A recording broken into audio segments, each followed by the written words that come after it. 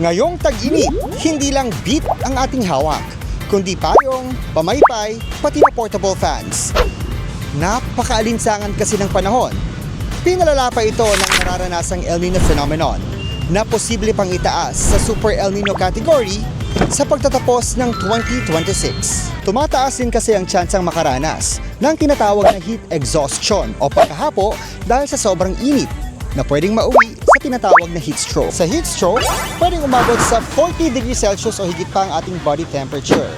Sa normal na adult, wala 36.1 hanggang 37.2 lamang ito dapat. Ilan sa mga sintomas ng heat stroke ang pamumula ng balat, pagkahilo, pagkabalisa, pagsusuka, hirap sa paghinga, pagbilis ng pintig ng puso at pagkawala ng malay. Kapag ganyan, ospital na dapat. Para makaiwas sa heat stroke, magsuot ng preskong damit, limitahan ng outdoor activities sa katirikan ng araw, at palaging mag-hydrate. Sa panahong laganap ang fake news, mahalagang alam natin ang facts. Dahil hindi lang ito hubog sa ating kaalaman at prinsipyo, kundi pwede ring magligtas ng ating mga buhay.